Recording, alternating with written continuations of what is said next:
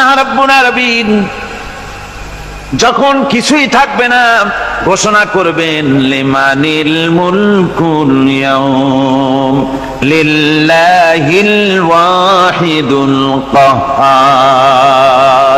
আজকে কার রাজত্ব? চারিদিক থেকে আওয়াজ আসতে থাকবে, পরাক্রমশালী আল্লাহ রাব্বুল আলামিনের রাজত্ব আর কারো নয়। হাদিস শরীফে এসেছে, বুখারী মুসলিম শরীফের হাদিসে এসেছে, আল্লাহর নবী বলেন আল্লাহ রাব্বুল আলামিন তখন তার এক হাতে আকাশ মণ্ডলীকে ধারণ করবেন আর এক হাতে জমিনকে ধারণ করবেন। আকাশ মণ্ডলী এক হাতে, জমিন এক হাতে।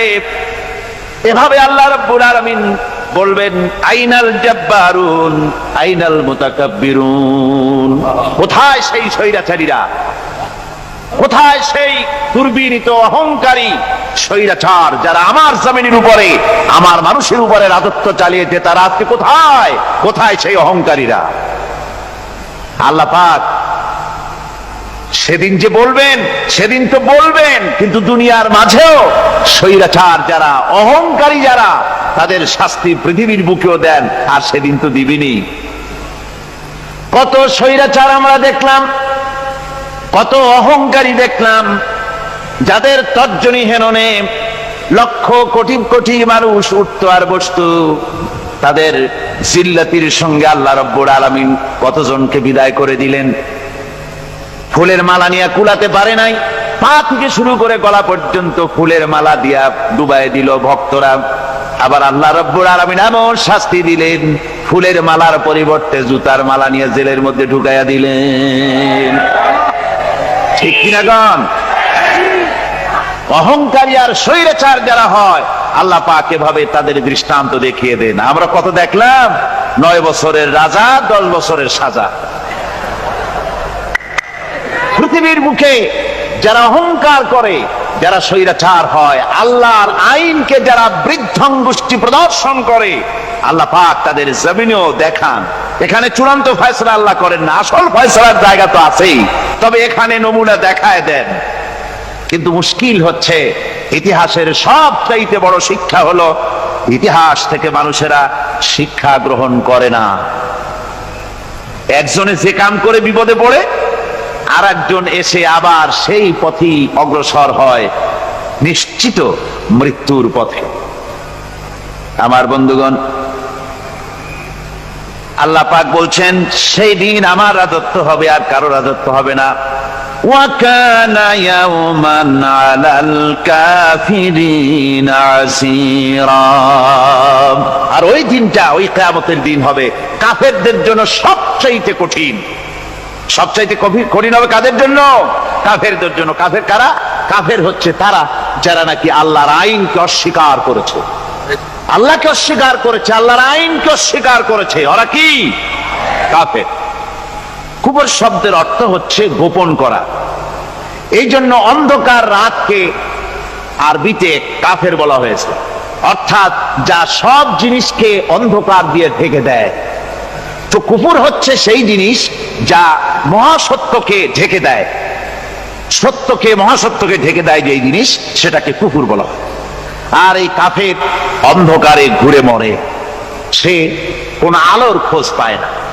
আল্লাহ রাব্বুল আলামিন বলেন, কাফেরদের কথা এখন শোনাচ্ছেন আল্লাহ পাক, والذين كفروا أولياؤهم الطاغوت يخرجونهم من النور إلى الظلمات।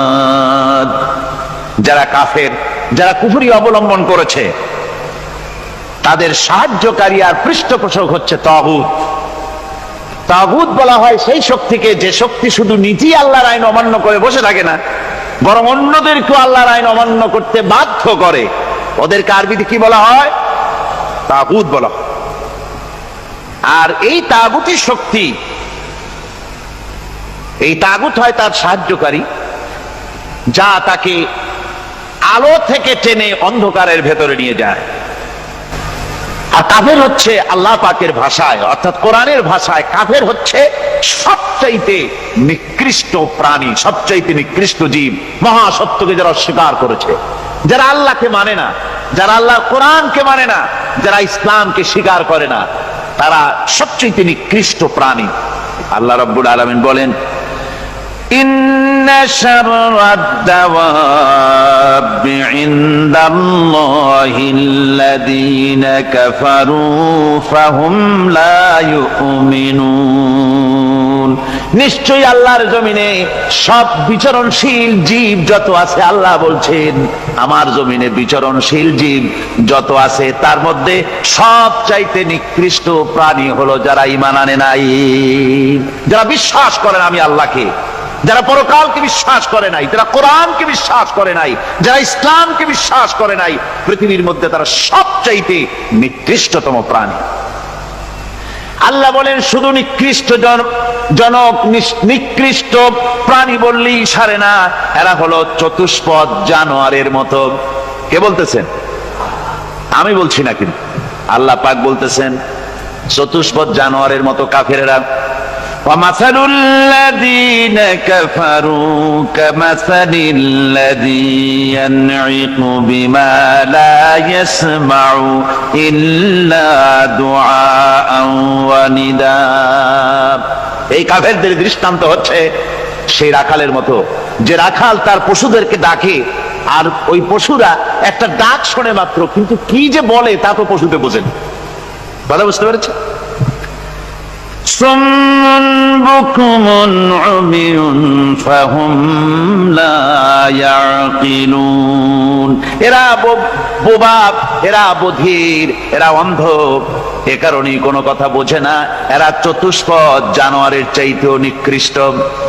যাদেরকে আমি আল্লাহ বলেন, যাদেরকে আমি চোখ দিলাম, চোখ থাকতে হক দেখলো না, সব দেখলো। হক দেখে নাই চোখ দিয়া, এই চোখ দিয়া সব দেখলো। নারীর সৌন্দর্য উপভোগ করলো আর নারীর অঙ্গ প্রত্যঙ্গ নিয়ে নানা ধরনের গল্প লিখলো, কবিতা লিখলো, কিন্তু এই সৌন্দর্য যিনি দিলেন তারেও চিনল না। আছে না কত কবি আমাদের দেশে? আমার দেশের সেই কবি জাতীয় পুরস্কার পায় যে কবি নারীর বিশেষ বিশেষ অঙ্গ নিয়ে বেশি করে নির্লজ্জ কবিতা লিখতে পারে, ওই হলো সবচেয়ে বড় কবি। আমার বন্ধুগণ, একজন বুজুর্গ ব্যক্তি তিনি পথ দিয়ে যাচ্ছিলেন, তো সে পথে এক সুন্দরী যুবতী মেয়েকে দেখে সেই যুবতী মেয়ের দিকে এই বুজুর্গ ব্যক্তি এক নজরে তাকায় আছে। তখন এই ঘটনাটাকে কবি এভাবে লিখতেছেন সাজায়, একদা সুখদায়ক প্রমোদা বদন দর্শন করিব ঝরিল নয়ন, হেসে কহে সে রূপসী সবিস্ময় মন, কহ দেখি মহাশয় কহ কি কারণ, বিষয় বিরাগী তুমি ভুবনে প্রচার, কি হেতু জন্মিল তব মানস বিকার, সামান্য ললনা রূপ করি দর্শন, উচিত না হয় তব অশ্রু বরিশন। বুজুর্গ ব্যক্তি ওই মহিলার দিকে তাকিয়ে তাকিয়ে কাঁদতেছেন। সুন্দরী মহিলা বলেন, আল্লাহর বুজুর্গ বান্দা, আপনি এলাকার ভিতরে বুজুর্গ এবং পীর হিসাবে, বুজুর্গ ব্যক্তি হিসাবে আপনি বিখ্যাত। আজকে আমাকে এখানে দেখে আপনি আমার দিকে তাকায় আমার রূপ উপভোগ করতেছেন আর কাঁদতেছেন। আপনার মতো সংসার বিরাগী মানুষ আমার মতো একটা সুন্দরী মেয়েকে দেখে এভাবে কাঁদা ঠিক না। বুজুর্গ ব্যক্তি বলছেন, হেসে কহিলাম বালে করহ শ্রবণ, নেত্র ঝরে তবু হেতু ভেব না এমন, যে শিল্পী রচিল ওই সুধাংশু বদন, তাহার তরে ঝরে নেত্র নয়নে জীবন। আল্লাহর বান্দি, আমি তোমাকে দেখি কান্দি না, আমার চোখে পানি বেরিয়ে গেছে। তোমারে দেখে আমি মনে মনে ভাবলাম, এত সুন্দর করে যিনি মানুষ বানিয়েছেন না জানি ওই আল্লাহ রব্বুল আলামিন কত বড় সুন্দর।